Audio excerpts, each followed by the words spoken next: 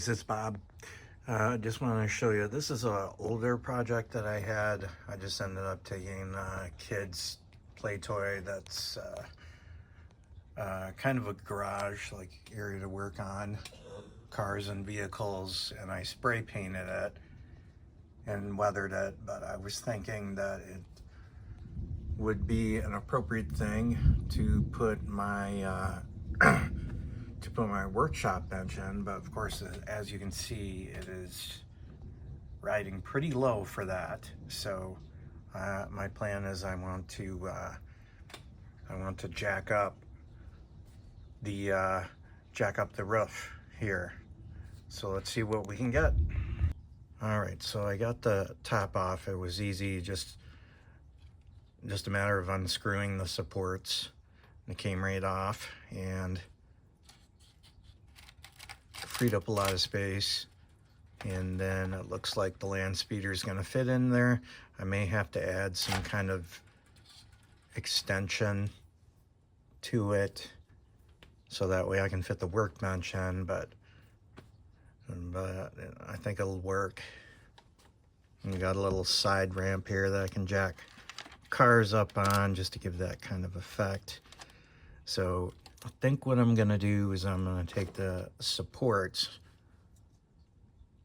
and then it looks like I can just go like this, and that'll provide a decent amount of clearance.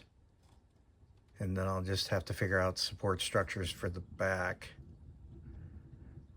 That looks like that'll work. I may even be able to use the screws as well that are right there. So let me put this, let me see what it looks like with the top and its new elevation.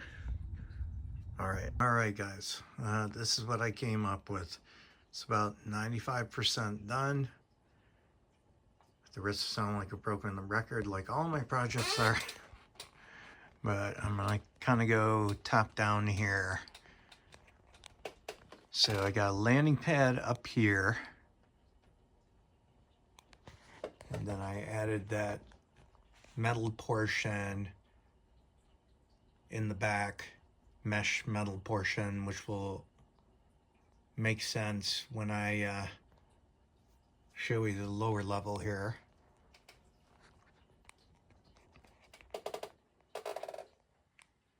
Yeah, jacking up the roof definitely was a good idea.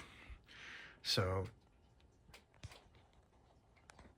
it just opened up a lot more things. So you start to see this mesh coming in play here. It's a covering for the workbench there on the back. So it'd look a little silly if the workbench wasn't protected somewhat from the elements. And you got him working here, and I was able to integrate all the tools in. It just came together really well. Very happy with the result. Now I'm probably gonna have to add a little extension here. I'd like it just so this isn't sticking out into the elements. That's probably one of the bigger things. I did end up putting a puck light there in the middle, and for the back, I wanted to keep the front looking congruent, looking the same. I just think it'd be silly if one support structure looked different than the other one in the front. I wanted to give the illusion of everything looking the same.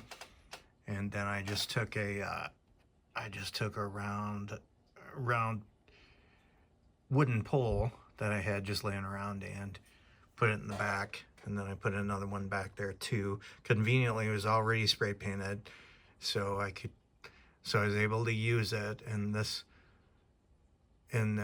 just goes to my philosophy. My big philosophy is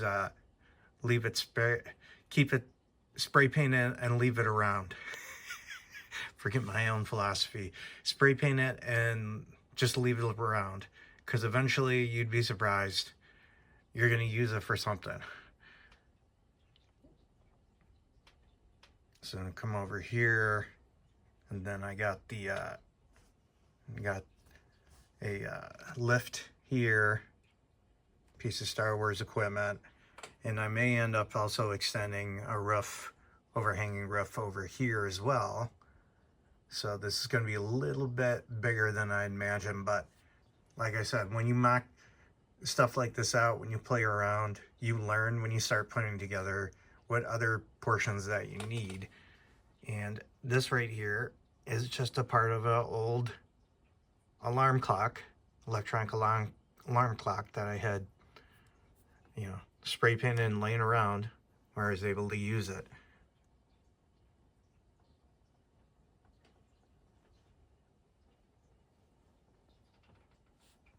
But I just want to show you guys at 95% completed. I'll probably do another video just showing details. I do want to put some kind of sign here. If you guys have an idea for any sort of Star Wars shop, just let me know. But this was a pretty fun project, and it wasn't overly hard, honestly, because I already had a lot of it done. I just needed to make this roof a lot taller and open things up, and it just came together. And this I just got at it was either Salvation Army or I got a Goodwill. And when you get these things with good molding, you'd be surprised that once you spray paint them, it changes their whole aesthetic from going to a kid toy immediately into just popping the molding.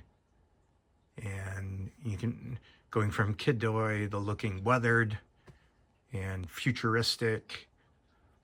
And I can't stress enough how neat it is just to pick up these kid play sets and turn them into something they were never designed to be. But this video is getting long,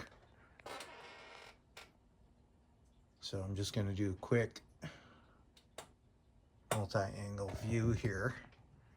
And I still want to do some stuff there in the back. I got to finalize as far as the tools go and stuff like that. There's still some stuff I have to do there. But that's it, about 95% done. All right, talk to you guys later. Bye. Hey guys, just as an afterthought, I thought I'd show you what it would look like with most of the overhead lights out. Just give a simulation of what it would look like if it was dark. So wanted to do a quick run through here, then I will be done.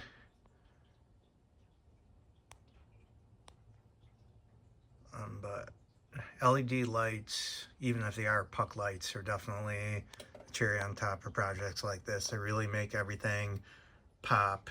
Just even when you have all the lights on, it just helps highlight the details.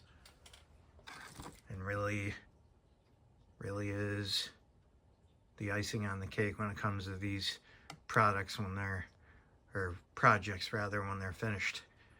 All right, see ya. Bye.